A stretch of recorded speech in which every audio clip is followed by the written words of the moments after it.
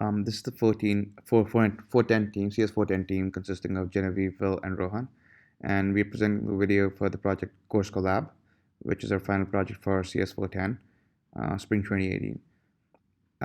The application that we built was Course Collab, and as mentioned in the project proposal, that it's an aggregation of Course Hero, Kufers, Course Explorer, and it basically allows students to post feedback about other courses as well, so that when users and students basically have to decide which courses to take in the future semesters, instead of hunting down data from various other websites, they can actually just go ahead and use our tool, which would provide them a one-stop solution for all their needs. The framework that we chose to develop this application is Django. So right now I'll be talking about how to set up the application. So on GitHub, what we have posted is basically all the code, what we scrape, and the data that we scrape from various websites as well. As you can see, that there are 4 scripts, which is basically load course explorer data, load Kufers data, and you need to run these scripts the moment you install Django and start the server. Before that, you have to make sure that you look at the models.py file in the application folder, so that you can actually make sure that the models are properly defined for you. And once you run them, you have to run them in a specific order, which are stated in readme.md. And after you run them, the data should be loaded in the database, and you can actually begin querying it. The data has been crawled in such a way that we only get the most important and relevant data required to build this application, which was from the skills that we learned from cs410. For further instructions about the setup, you can actually just go on GitHub, and it actually it gives you a detailed explanation of how to set up the application. As you can see, that I'll be presenting the application right now. This is the landing page of our application. When the user actually first goes to the application, he comes up with the option of signing up or logging in. So as I'm a new user, I'll be signing up right now. So let's just go ahead and sign up. So I'm going to name myself test user, because all my name has been taken when I was testing this application. So I'm going to name myself test user, and I'm going to name my password something random, and I sign up, and I get redirected to the search page, which is a really simple page, which basically is search for course, which as it states in the placeholder. So over here we have, since we have already downloaded the data and actually it's in the database, we have to just query it in a way that and extract all the relevant information from all the data that we scrapped. So the course that I'll be searching for would be cs225.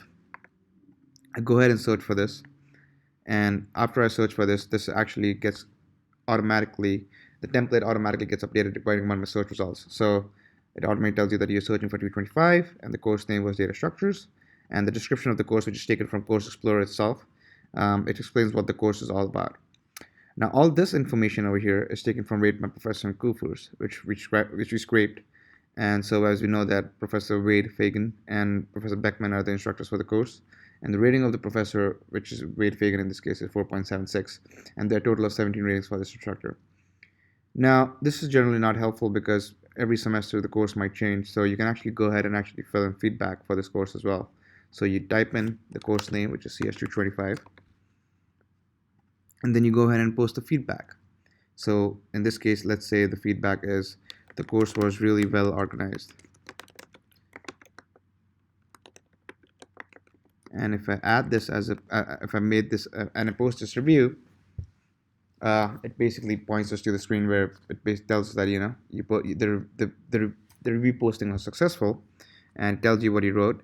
And then this is the part which will actually take a lot of time, is where we do sentiment analysis on all the reviews that are already there, so that the user can make a choice about whether to take this course and if the course offering has been good enough in the past semesters or not. So as you can see that we actually display the polarity meaning if it's a positive, there's a positive sentiment associated with it or negative sentiment. So any value above 0 is positive, any value below 0 is negative. So over here, this is the content of the feedback. So seems like a good course is kind of ambivalent, so it's like 0.7. We talk about a CA, so it's polarity 1, which is like a strong positive. Another thing, as you can see, that there's a lot of difference between an exclamation mark as well. And This one, it says it was really well organized, so it was okay. But the thing is, here as you can see that there's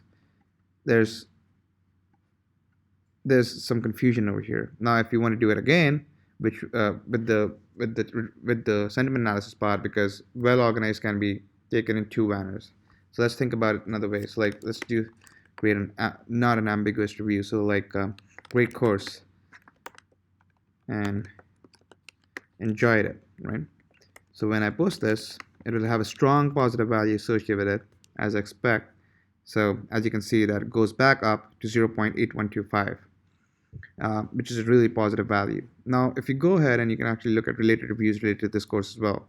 Great course. If it's a positive value, positive review plus is associated with it. If I add a negative feedback for this course, which is poorly designed, and I post that, you'll see that the sentiment analysis actually goes down because it goes to minus 0.5, which is like a negative sentiment associated with this course. And you can see that it automatically changes and gives a very user-friendly approach to actually displaying reviews as well.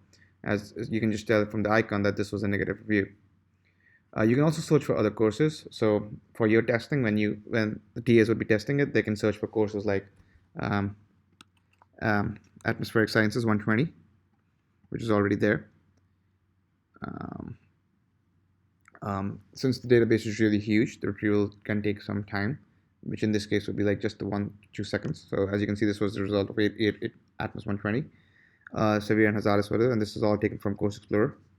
And you also can see that ratings for the professor from Koofers and rate my professors here. And you can also go ahead and actually leave a review for this class as well. So I'll just say Atmospheric Sciences 120, great professor, which is something that has not been posted before, hopefully, and basically does the sentiment analysis on this as well, and it shows you the polarity is 1, and when the exams were too hard, which was kind of like a negative thing, which we actually did, posted when we were testing this application, it had negative sentiment associated with it. For the testing part, you would have to download the database that we actually pushed to the GitHub repository because it is already there, all the data formatted in it.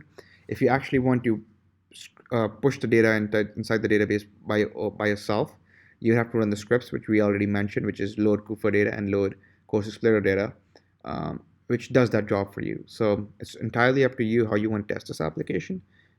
If you want, and if you're not able to successfully set it up, you can actually let us know, and we can actually set up this application on Heroku as well. Thank you.